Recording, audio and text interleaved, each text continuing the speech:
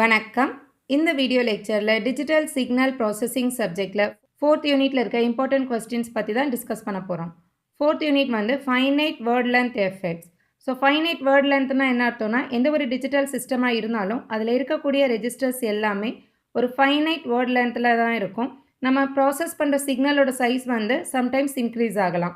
So அதை என்ன பண்ணணும், ஃபைனைட் வேர்ட் லென்த்தாக மெயின்டைன் பண்ணுறதுக்கு we can use a technique quantization. So இந்த குவான்டைசேஷனால் வரக்கூடிய எரர்ஸ் அண்ட் நாய்ஸஸ் தான் என்னன்னு சொல்கிறோம், ஃபைனைட் வேர்ட் லென்த் எஃபெக்ட்ஸ். ஓகேவா? ஸோ இந்த யூனிட்டில் இருக்க டாப்பிக்கை 2 ஹாஃபாக நம்ம கன்சிடர் பண்ணலாம். ஸோ ஃபர்ஸ்ட் ஹாஃபில் வந்து நம்பர் ரெப்ரசன்டேஷன், 2 டைப்ஸ் என்னென்ன இருக்குன்னா fixed point, floating point, number representation. So 2 டெக்னிக்குமே ரொம்ப இம்பார்ட்டன்ட். ஸோ இந்த 2 டெக்னிக்கில் இருந்து 2 மார்க் கைண்ட் ஆஃப் கொஸ்டின்ஸ் வரலாம். அதே மாதிரி இதோட கம்பேரிசனும் கேட்கலாம். ஸோ நெக்ஸ்ட் என்னென்னா analogue to digital conversion. So analogue to digital conversion வந்து நம்ம ஆல்ரெடி ஃபர்ஸ்ட் யூனிட்லேயே பார்த்துருக்கோம். அனலாக் டு டிஜிட்டல் கன்வெர்ட் பண்ணணும்னா ஃபர்ஸ்ட் ஸ்டெப் வந்து சாம்பிளிங் ப்ராசஸ், நெக்ஸ்ட் ஸ்டெப் வந்து குவான்டைசேஷன். ஸோ இந்த யூனிட்டில் வந்து இந்த குவான்டைசேஷன்ற டாப்பிக்கை தான் டீட்டெயில்டாக டிஸ்கஸ் பண்ணுவோம். இப்போ ஒரு சிக்னலை வந்து குவான்டைஸ் பண்ணணும்னா 2 டெக்னிக்ஸ் யூஸ் பண்ணுறோம், ட்ரங்கேஷன், ரவுண்டிங். ஸோ இந்த 2 டெக்னிக்கும் வந்து இம்பார்ட்டன்ட் டெக்னிக்ஸ். இதோட கம்பேரிசனை கேட்கலாம், இதுலேருந்து ப்ராப்ளமும் வரும். ஓகேவா? ஸோ நெக்ஸ்ட்டு இப்போ ஒரு சிக்னலை ட்ரங்கேட் பண்ணுறனாலையோ இல்லை ரவுண்டிங் பண்ணுறனாலையோ வரக்கூடிய நாய்ஸ் என்னன்னு சொல்கிறோம், குவான்டைசேஷன் நாய்ஸ். இந்த குவான்டைசேஷன் நாய்ஸ் வந்து இன்புட் சைடும் வரலாம், அவுட்புட் சைடும் வரலாம். இந்த input output quantisation noise analysis வந்து ரொம்ப இம்பார்ட்டன்ட். ஸோ இது வந்து அடிக்கடி ரிப்பீட்டடாக கேட்குறாங்க. ஓகேவா? ஸோ நெக்ஸ்ட்டு செகண்ட் ஆஃப் எடுத்துட்டோன்னா கோஎஃபிஷியன்ட் குவான்டைசேஷன், இதில் ப்ராப்ளம் இருக்குது. அதே மாதிரி ப்ராடக்ட் குவான்டைசேஷன்னா என்ன, ஓவர்ஃப்ளோ எரர். ஓவர்ஃப்ளோ எரர்னா இப்போ 2 நம்பர்ஸை வந்து நம்ம ஆட் பண்ணும்போது அடிஷ்னலாக நம்மளுக்கு கேரி ஜென்ரேட் ஆகிறத ஓவர்ஃப்ளோ எரர்னு சொல்லுவோம். ஓகேவா? So next limit cycle oscillation. This topic is very important. டெஃபினட்டாக ஒரு கொஸ்டின் இதிலேருந்து வரும். ஓகேவா? ஸோ லிமிட் சைக்கிள் ஆசிலேஷன்ஸ் வந்து எதனாலலாம் வரலாம் அப்படின்னா, ப்ராடக்ட் குவான்டைசேஷனால் வரலாம், இன்னொன்று சமேஷனால் வரலாம். So next scaling factor to prevent overflow.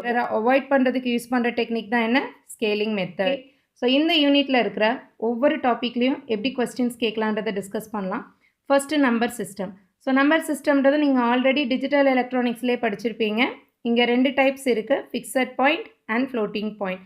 Fixed பாயிண்ட்டுன்னு எடுத்துட்டிங்கன்னா number of digits with a decimal point. இங்கே எக்ஸாம்பிளுக்கு வந்து கொடுத்துருக்கோம். இது வந்து டெசிமல் நம்பர்னு சொல்கிறோம் வித் அ பேஸ் டேட். இதே வந்து பேஸ் வந்து 2வாக இருந்ததுன்னா அதை பைனரின்னு சொல்கிறோம். இங்கே பேஸுன்றது என்னன்னு எடுத்துட்டிங்கன்னா இங்கே 2ன்னு போடுறோமா. ஸோ இந்த நம்பர்ஸ் வந்து ஒன்லி 0 இல்லைனா 1ல் தான் வரும். 2 பாசிபிலிட்டிஸ் தான் இருக்குது, எய்தர் 0 ஆர் 1. இங்கே 10ன்னு வச்சுக்கோங்க, எப்படி வரும், 0 to 9. டோட்டலாக எத்தனை நம்பர்ஸ் இருக்குது, 10 நம்பர்ஸை வச்சு எந்த நம்பரையும் நம்ம ரெப்ரசன்ட் பண்ண முடியும். ஓகே? ஸோ இந்த ஃபிக்ஸட் பாயிண்டில் வந்து 3 மெத்தட்ஸ் இருக்குது. ஒன்று sign magnitude form, 1's complement, 2's complement. இந்த 1's காம்ப்ளிமெண்ட் 2's காம்ப்ளிமெண்ட்லேருந்து டெஃபினட்டாக 2 மார்க் கேட்பாங்க. ஓகே? ஸோ இங்கே சைன் மேக்னிடியூட் மெத்தட்னா என்னென்னா, இப்போ ஒரு நம்பர் கொடுத்துருக்காங்கன்னா அந்த நம்பரோட மோஸ்ட் சிக்னிஃபிகண்ட் பிட் வந்து 1ன்னு இருந்ததுன்னா அது நெகட்டிவ் நம்பர், 0ன்னு இருந்ததுன்னா positive number. Okay? So next 1's காம்ப்ளிமெண்ட்னா என்னென்னா, நம்மளுக்கு ஒரு நம்பர் கொடுத்துருக்காங்க, அந்த நம்பருக்கு 1's காம்ப்ளிமெண்ட் எடுக்கணும்னா என்ன பண்ணணும், எல்லா பிட்டோட காம்ப்ளிமெண்ட் வேல்யூஸ் எழுதணும். 0லாம் 1ன்னு ஆயிரும், 1லாம் 0ன்னு ஆயிரும். That is 1's complement. இப்போ 2's காம்ப்ளிமெண்ட்னா என்ன அர்த்தம்னு எடுத்துட்டிங்கன்னா, இப்போ 1's காம்ப்ளிமெண்ட் இங்கே எடுத்துருக்கோம் இல்லையா, அதோட நம்பர் 1 வந்து என்ன பண்ணணும், லீஸ்ட் சிக்னிஃபிகண்ட் பிட்டில் ஆட் பண்ணணும். That is 2's complement. So 1's complement 2's காம்ப்ளிமெண்ட்டும் எதுக்காக யூஸ் பண்ணுறோன்னு எடுத்துட்டிங்கன்னா to represent the sign. Next வந்து ஃப்ளோட்டிங் பாயிண்ட் ரெப்ரசன்டேஷன். ஃப்ளோட்டிங் பாயிண்டில் நம்ம எப்படி ரெப்ரசன்ட் பண்ணுறோம், m into 2 power e. இங்கே எம்ன்றது மேண்டிஸா, ஈன்றது என்னென்னா எக்ஸ்பொனன்ட் வேல்யூ. ஓகே? ஸோ இப்போ 2.25ன்னு ஒரு வேல்யூ இருக்குன்னா இந்த 2ன்றதை நம்ம எப்படி எடுத்துக்கிறோம், 2 power 2 with this 0.25 we can take the separate value. this so இங்கே எப்படி ரெப்ரசன்ட் பண்ணுறோம், 2 power இந்த எக்ஸ்பொனன்ட் வந்து 010, that is in binary term multiplied with 0.01. 0.01ன்றது என்னென்னா இதோட பைனரி. புரியுதா? இதில் கொஸ்டின் எப்படி கேட்பாங்கன்னா, comparison of fixed point and floating point. இந்த கொஸ்டின் அடிக்கடி கேட்குறாங்க. அதே மாதிரி இந்த நம்பர் சிஸ்டமை எக்ஸ்பிளைன் பண்ண சொல்லியும் கேட்கலாம். மெயினாக 2 மார்க்கில் வர்றது வந்து 1's காம்ப்ளிமெண்ட் 2's காம்ப்ளிமெண்ட் பற்றி கேட்கலாம். ஓகே?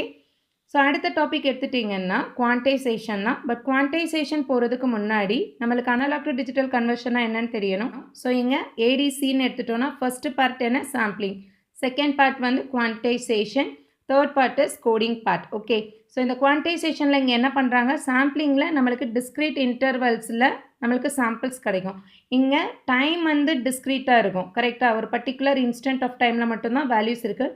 பட் ஆம்ப்ளிடியூட் எப்படி தான் இருக்குது, கண்டினியூஸாக இருக்குது. Okay, there is no rounding off that value. So இந்த கண்டினியூஸ் ஆம்ப்ளிடியூட்டை நம்ம டிஸ்க்ரீட்டாக மாற்றுறதுக்கு யூஸ் பண்ணுற கான்செப்ட் தான் குவான்டைசேஷன்.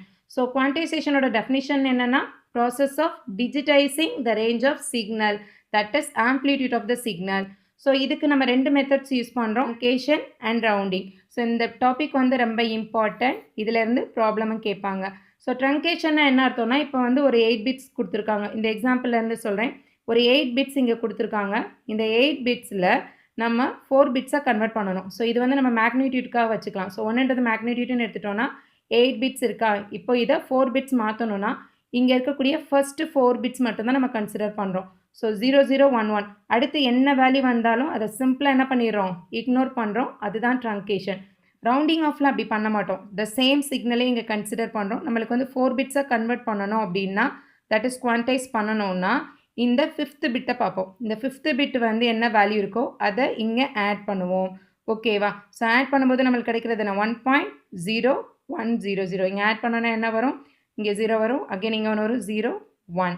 புரியுதா உங்களுக்கு? நெக்ஸ்ட்டு ட்ரங்கேஷன் அண்ட் ரவுண்டிங்கில் கொஸ்டின்ஸ் எப்படி கேட்பாங்கன்னா, explain the quantization process and errors introduced due to quantisation.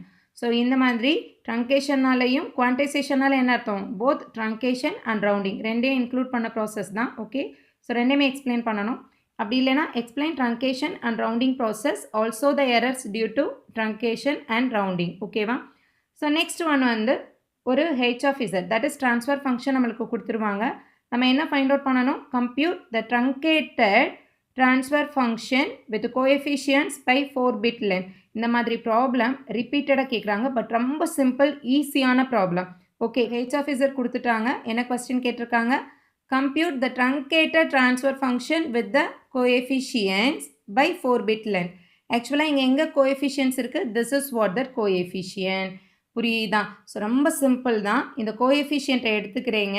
இப்போ இதுக்கு என்ன பண்ணணும், இந்த வேல்யூவை பைனரிக்கு மாற்றணும். எப்போவுமே ஞாபகம் வச்சுக்கோங்க, எந்த கோஎஃபிஷியன்ட்ஸ் கொடுத்தாலும் அதை பைனரிக்கு கன்வெர்ட் பண்ணி தான் நம்ம ட்ரங்கேஷனோ ரவுண்டிங்கோ பண்ணணும். ஓகேவா? ஸோ இப்போ பாயிண்ட்டுக்கு அப்புறம் வரனால இதை எப்படி பைனரி கன்வெர்ட் பண்ணுவோம், மல்டிப்ளை பண்ணுவோம். ஸோ மல்டிப்ளை பண்ணி இங்கே என்ன வேல்யூ வருதோ அந்த வேல்யூவை மட்டும் நம்ம இங்கே எடுத்துகிட்டே இருப்போம். கரெக்டாக? ஸோ உங்களுக்கு வந்து already decimal to binary conversion தெரியும். So the same method. இப்படி இந்த மாதிரி வேல்யூஸ் வரும்போது நம்ம ஃபஸ்ட்டு 4 பிட்ஸ் எடுக்கணும்னா என்ன பண்ணணும், மேலேருந்து கீழே போவோம். கரெக்டாக? இங்கே ட்ரங்கேஷன் கொடுத்தனால நான் 4 பிட்டோட இங்கே ஸ்டாப் பண்ணிக்கிட்டேன். இதே வந்து இங்கே ரவுண்டிங் கொடுத்துருந்தாங்கன்னு வைங்க, என்ன பண்ணணும், ரவுண்டிங் கொடுத்துருந்தாங்கன்னா நெக்ஸ்ட் ஸ்டெப்பும் கண்டுபிடிக்கணும். இங்கே 1ன்னு வந்திருந்ததுன்னா அந்த 1ஆல் இங்கே ஆட் பண்ணுவோம் ரவுண்டிங் ஃபங்க்ஷனுக்கு. இங்கே ட்ரங்கேஷன் கொடுத்தனால 4 வேல்யூஸோட ஸ்டாப் பண்ணியாச்சு. இந்த வேல்யூவை எடுத்து எழுதணும். இந்த வேல்யூவை எடுத்து எழுதிட்டு இந்த பைனரியை மறுபடியும் என்னவா கன்வெர்ட் பண்ணணும், டெசிமலாக கன்வெர்ட் பண்ணணும். ஸோ இங்கே பாயிண்ட்டுக்கு அப்புறம் இருக்கக்கூடிய ஃப்ராக்ஷனல் பார்ட்டாக இருந்ததுன்னா நம்ம எப்படி பைனரி கன்வெர்ட் பண்ணுவோம், 1 × 2 power -1, திஸ் 1 × 2 power -2. 0 இருக்கனால சிம்பிளாக 0 போட்டுட்டோம். இதோட வேல்யூ என்ன, 0.75. ஸோ நம்மளுக்கு இங்கே என்ன கிடச்சிருச்சு, 0.75 கிடச்சிருச்சு. ஆக்சுவலாக இங்கே என்ன கொடுத்துருக்காங்க, 0.752352 கொடுத்துருக்காங்க. இதை 4 பிட்டை நம்ம கன்வெர்ட் பண்ணுறனால நம்மளுக்கு இங்கே என்ன கிடச்சிருச்சு, 0.75 ஒன்லி. இது புரியுதா எல்லாருக்கும்? ஸோ இந்த மாதிரி தான் ப்ராப்ளம் கேட்பாங்க. So this is the transfer function with 4 bit truncated length. Okay, so next அதே மாதிரி தான் coefficients of a system defined by h of z are represented in a number with a sign bit and 3 data bit. So இங்கே sign bit and 3 data bitன்னு சொல்லிட்டாங்க. Determine new pole locations for the direct form and cascade form realization. So என்னடா direct form cascade form realization கேட்டிருக்காங்கன்ட்டு நம்ம ஆக்சுவலாக இது எதில் படிச்சிருக்கோம், 3rd யூனிட்லேயும் 2nd யூனிட்லேயும் தான் ரியலைசேஷன் படிச்சிருக்கோம். ஆனால் இங்கே என்ன கொடுத்துருக்காங்க, கோஎஃபிஷியன்ட்ஸ் கொடுத்துருக்காங்க with 3 data bit. So 3 data பிட்னு கொடுத்துருக்காங்க அப்படின்னால என்ன அர்த்தம், இங்கே நம்ம ட்ரங்கேஷனோ இல்லை ரவுண்டிங் ஆஃபோ யூஸ் பண்ண போகிறோன்னு அர்த்தம். ஸோ ஃபஸ்ட்டு டைரக்ட் ஃபார்ம்னா இங்கே என்ன அர்த்தம்னா ஸ்ட்ரக்சரை ட்ரா பண்ணுறது கிடையாது. ஓகே, அதை முதல்ல நல்லா அண்டர்ஸ்டாண்ட் பண்ணிக்கோங்க. டைரக்ட் ஃபார்ம்னா கொடுத்துருக்கிற h of z அப்படியே எழுதிக்கிறோம். எழுதிட்டு இந்த வேல்யூஸ் எல்லாமே மல்டிப்ளை பண்ணுறீங்க. ஓகே, இந்த வேல்யூஸ் எல்லாமே மல்டிப்ளை பண்ணி இங்கே இந்த வேல்யூ எல்லாமே சிம்பிளிஃபை பண்ணோன்னா கிடைக்குது இல்லையா.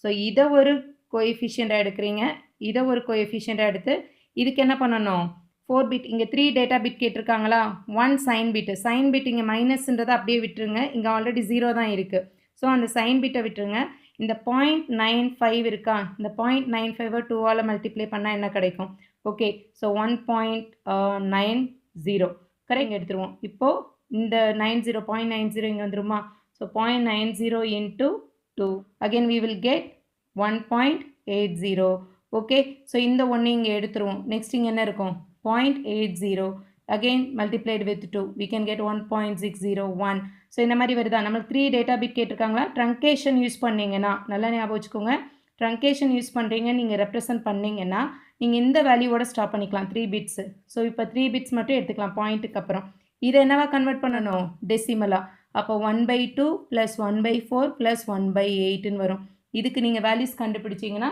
You will get the answer புரியுதா ஸோ அதுதான் வந்து இங்கே யூஸ் பண்ணுறோம் அதே போல் இந்த 0.22 இருக்கா இதே மாதிரி 0.22க்கும் கண்டுபிடிச்சு ஃபைனலாக இந்த 0.95 இங்கே இந்த வேல்யூவெல்லாம் சிம்பிளிஃபை பண்ணால் கிடைக்கிறதாலையும் 0.22வையும் அங்கே அப்படியே சப்ஸ்டியூட் பண்ணணும் தட் இஸ் டைரக்ட் ஃபார்ம் இதே வந்து கேஸ்கேட் ஃபார்ம்னா இதை விட ரொம்ப ஈஸி கொடுத்துருக்கிற ட்ரான்ஸ்ஃபர் ஃபங்க்ஷனை அப்படியே எழுதிடணும் எழுதிட்டு இந்த 0.4க்கு நம்ம 3 பிட் கண்டுபிடிச்சா போதும் இந்த 0.55க்கு 3 பிட் கண்டுபிடிச்சா போதும் தட்ஸ் இட் இது புரியுதா எல்லாருக்கும் நெக்ஸ்ட் டாபிக் வந்து குவான்டைசேஷன் நாய்ஸ் இந்த குவான்டைசேஷன் நாய்ஸ்ன்றது ரொம்ப ரொம்ப இம்பார்ட்டன்ட் டாபிக் இதிலேருந்து ரிப்பீட்டடாக கொஸ்டின் கேட்குறாங்க ஸோ இப்போ நம்ம ப்ரீவியஸ் டாப்பிக்கில் என்ன பார்த்தோம் ட்ரங்கேஷன் ஆர் ரவுண்டிங்னு பார்த்தோமா இப்போ நம்ம ஒரு வேல்யூவை ட்ரங்கேட் பண்ணுறனாலையோ ரவுண்டிங் ஆஃப் பண்ணுறனாலையோ ஆல்ரெடி ரெக்கார்ட் சிக்னலில் இருந்து சம் சேஞ்சஸ் இருக்கும் அந்த டிஃப்ரென்ஸு தான் என்னன்னு சொல்கிறோம் குவான்டைசேஷன் நாய்ஸ்ன்னு சொல்கிறோம் ஸோ குவான்டைஸ்டு சிக்னலை அன்குவான்டைஸ்டு சிக்னலேருந்து மைனஸ் பண்ணோம்னா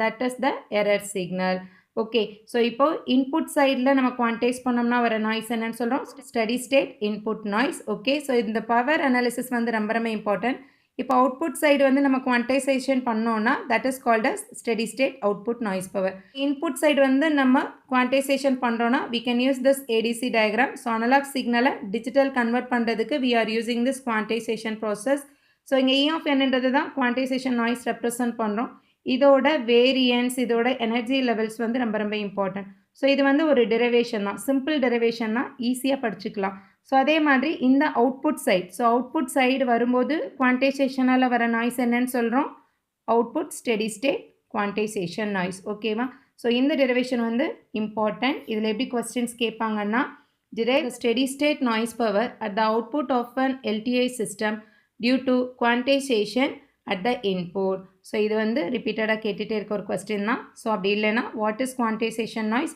derive the expression for quantization noise power. ஓகேவா so another one important 2 mark kind of question is define signal to quantization noise ratio. இதுவும் sometimes வந்து 2 markல கேட்குறாங்க. next topic product quantization. So product quantizationும் important 8 mark kind of question. So எப்போ வந்து ஒரு multiply பண்ணும்போது நம்மளுக்கு length வந்து எக்ஸீட் ஆகுதோ அப்போ வந்து நம்ம என்ன பண்ணுறோம் குவான்டைஸ் பண்ணி ஃபர்தராக ப்ரொசீட் பண்ணுறோம். ஃபார் எக்ஸாம்பிள் இங்கே வந்து ஒரு வேல்யூ நம்ம இன்புட் கொடுக்குறோம், அந்த இன்புட் வந்து பி பிட்ஸ் இருக்குது. ஃபார் எக்ஸாம்பிள் 8 பிட் வேல்யூன்னு வச்சுக்கலாம். இங்கே மல்டிப்ளேயர் என்ன எடுக்கிறோன்னா அனதர் பி பிட்ஸ். இப்போ இந்த 2 பி பிட்ஸையும் மல்டிப்ளை பண்ணும்போது here we can get 2 times the b bits கிடைக்கும். ஓகேவா? பட் நம்மளோட ரெஜிஸ்டர் எல்லாமே எப்படி இருக்கும்னா பி பிட்ஸாக தான் இருக்கும். அதாவது 8 பிட் சிஸ்டமாக இருந்ததுன்னா இந்த ட்வைஸ் த பி பிட்ஸை வந்து இதை அக்செப்ட் பண்ணாது. இது புரியுதா?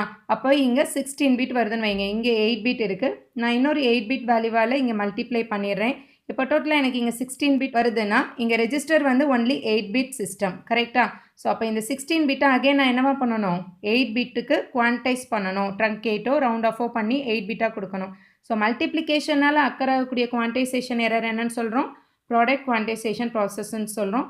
ஸோ இந்த ப்ராடக்ட் குவான்டைசேஷனோட இம்பார்ட்டன்ட் கான்செப்ட் வந்து இதோட மீன் வேல்யூ வந்து 0வாக இருக்கும். வேரியன்ஸோட வேல்யூ வந்து 2^-2b/12. இந்த பீன்றது என்னென்னா குவான்டைசேஷனோட ஸ்டெப் சைஸ். அதாவது குவான்டைசேஷனாலே நம்ம இப்படி தான் ஸ்டெப் சைஸ் போடுறோம். ஓகே, ஸோ இதுதான் ஸ்டெப் சைஸ்ன்னு நம்ம சொல்கிறோம். Okay, so next quantisation noise model. இந்த ப்ராடக்ட் குவான்டைசேஷனை பொறுத்த வரைக்கும் 2 நாய்ஸ் மாடல் இருக்குது. First order noise model, second order noise model. அதாவது ரொம்ப சிம்பிள் கான்செப்ட் தான். இங்கே வந்து என்ன பண்ணுறோம், y of n is equal to a y of n minus 1 plus x of n. So இந்த இடத்துல ஒரே ஒரு இடத்துல மட்டும்தான் என்ன பண்ணுறோம், மல்டிப்ளிகேஷன் ஆப்ரேஷன் நடக்குது. That is first order IIR. Okay, so IIRனா present input, past input as well as past output. Past output வந்துட்டாலே என்னதான் IIR filter தான். Okay. So second order system எடுத்துட்டீங்கன்னா இங்கே you can see this A0 x of n plus A1 x of n minus 1 plus A2 x of n minus 2 plus B1 y of n minus 1 plus B2 y of n minus 2. So இங்கே n minus 2ன்றப்ப இங்கே ரெண்டு இடத்துல என்ன ஆகுது? Multiplication operation input side இருக்கு, output side இருக்கு. That is second order system. Okay, so இதில் questions எப்படி கேட்பாங்கன்னா explain the product quantization noise in detail with second order IIR system. So product quantization with second IIR systemனா இந்த மாதிரி ஒரு system consider பண்ணி அதுக்கு find out பண்ணணும். ஓகேவா? Draw the quantization noise model for the second order system. So இந்த second order systemத்தோட quantization model வந்து construct பண்ணணும். Then explain in detail the three types of quantization error. இந்த question 2-3 times கேட்டிருக்காங்க. Okay, ரொம்ப simple தான்.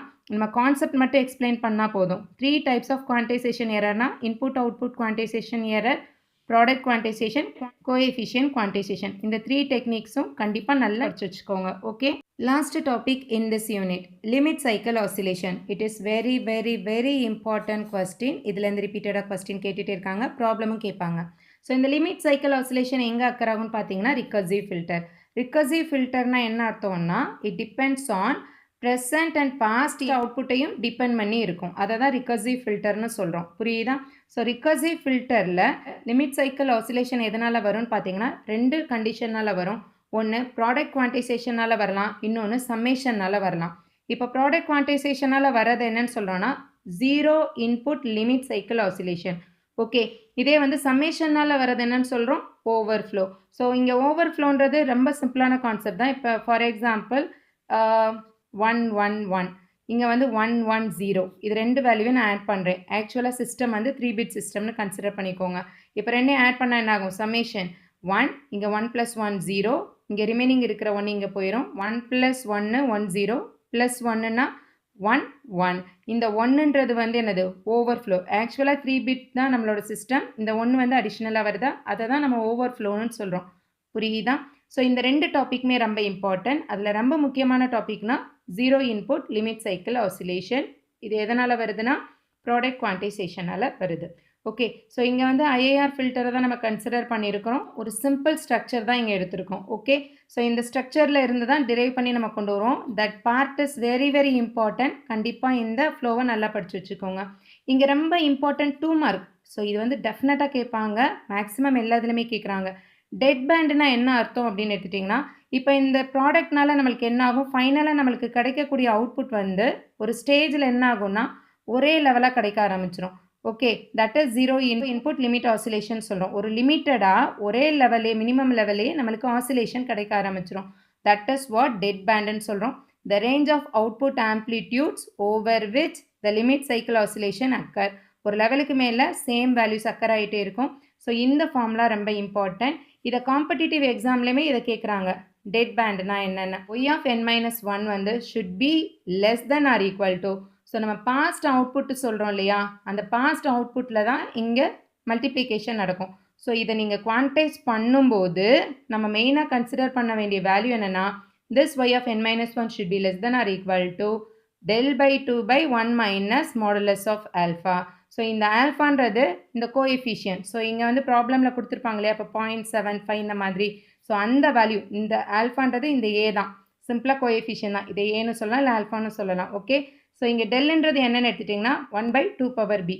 So இங்கே டெல்லை எப்படி எழுதலாம்னா 2 பவர் மைனஸ் பி பை 2ன்னு எழுதலாம். ஓகே, ஸோ இந்த வேல்யூ வந்து ரொம்ப இம்பார்ட்டன்ட். பின்றது ஸ்டெப் சைஸ். ஸோ இதில் கொஸ்டின்ஸ் எப்படி கேட்பாங்க அப்படின்னு எடுத்துட்டிங்கன்னா explain the limit cycle oscillations due to product quantization with an example.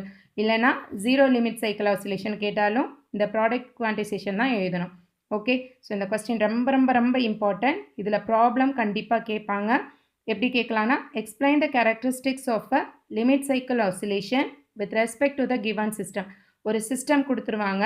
இந்த சிஸ்டமில் இது வந்து ப்ராடக்ட்னால வர்றது, அப்போனா 0 limit cycle oscillation. Okay, so இதில் இருந்து நீங்கள் என்ன கண்டுபிடிக்கணும்? ஃபைனலாக டெட் பேண்ட் கண்டுபிடிக்கணும்.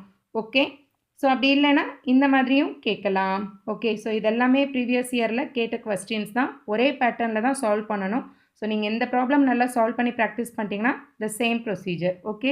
ஓவர்ஃப்ளோ லிமிட் சைக்கிள் ஆசிலேஷன் வந்து டியூ டு சமேஷனால் வருதுன்னு நம்ம பார்த்தோம். ஸோ ஓவர்ஃப்ளோனா ஆல்ரெடி நம்ம டிஸ்கஸ் பண்ணோம். இப்போ 2 வேல்யூவை வந்து நம்ம ஆட் பண்ணும்போது அடிஷ்னலாக 1 மோர் பிட் ஓவர்ஃப்ளோ கேரி ஜென்ரேட் ஆச்சுன்னா அது ஓவர்ஃப்ளோ எரர்னு நம்ம சொல்கிறோம். ஸோ இந்த ஓவர்ஃப்ளோ எரரை வந்து அவாய்ட் பண்ணுறதுக்கு நம்ம 2 டெக்னிக் யூஸ் பண்ணுறோம். Saturation arithmetic method, another one is signal scaling. So இந்த சிக்னல் ஸ்கேலிங்கிறது என்னென்னா, இப்போ 2 சிக்னல் எடுத்திருக்கோம், இல்லைனா ஒரு சிஸ்டமோட ட்ரான்ஸ்ஃபர் ஃபங்க்ஷன் கன்சிடர் பண்ணுறோன்னா இந்த வேல்யூவை, இந்த ட்ரான்ஸ்ஃபர் ஃபங்க்ஷனை ஒரு ஸ்கேலிங் ஃபேக்டர், இந்த ஸ்கேலிங் ஃபேக்டர்ன்றது ரொம்ப இம்பார்ட்டன்ட். இந்த ஃபேக்டரை வச்சு தான் ரெடியூஸ் த நான் linear distortion to avoid that overflow error. Okay. So இந்த ப்ராப்ளம் வந்து கேட்டிருக்காங்க. ஹெச் ஆஃப் இசட் கொடுத்துருவாங்க. இதோட ஸ்கேலிங் ஃபேக்டர் கண்டுபிடிக்கணும். ஆனால் இது கொஞ்சம் பெரிய டெரிவேஷன் மாதிரி இருக்கும். ஓகேவா? ஸோ இது முடிஞ்சதுன்னா கொஞ்சம் இந்த டெரிவேஷன் பார்த்து வச்சுக்கோங்க. ஸோ இதில் கொஸ்டின்ஸ் வேறு எப்படி கேட்கலாம் அப்படின்னா, டிஸ்கஸ் த ஃபாலோயிங் இன் டீட்டெயில்னு கொடுத்து ஓவர்ஃப்ளோ லிமிட் சைக்கிள் ஆசிலேஷனா என்ன, சிக்னல் ஸ்கேலிங்னா என்ன, இல்லைனா நீட் ஃபார் சிக்னல் ஸ்கேலிங்னா என்னென்னு தியரி மாதிரியும் கேட்கலாம். ஓகே. ஸோ அப்படி கேட்டாங்கனாலும் ஈஸியாக நீங்கள் அட்டன் பண்ண முடியும். ஃபைனலாக இந்த 4th யூனிட்டை பொறுத்த வரைக்கும் ரொம்ப சிம்பிளான யூனிட் தான். Okay. So fixed point, floating பாயிண்ட்லாம் என்னென்னு பார்த்துக்கோங்க. இல்லை ஒன்ஸ் காம்ப்ளிமெண்ட், டூஸ் காம்ப்ளிமெண்ட்லாம் கொஞ்சம் நல்லா பார்த்துக்கோங்க. அதே மாதிரி ட்ரங்கேஷன்னா என்ன, ரவுண்டிங்னா என்ன. ஓகே. ஸோ இந்த கான்செப்ட் முக்கியம். நம்ம ஆல்ரெடி பார்த்தோம் இல்லையா, input and output steady state analysis அடிக்கடி கேட்குறாங்க. எஃபிஷியன்ட் குவான்டைசேஷனில் தான் நம்ம பார்த்தோம் இல்லையா, இப்போ ஹெச் ஆஃப் இசட்னு கொடுத்துருவாங்க, 1/some வேல்யூஸ் கொடுத்துருவாங்க. இதில் இருக்க கோஎஃபிஷியன்ட்டுக்கு நம்ம என்ன கண்டுபிடிக்கணும், ட்ரங்கேஷனோ ரவுண்டிங்கோ அப்ளை பண்ணி அந்த லிமிட்டை கண்டுபிடிக்கணும். ஓகே.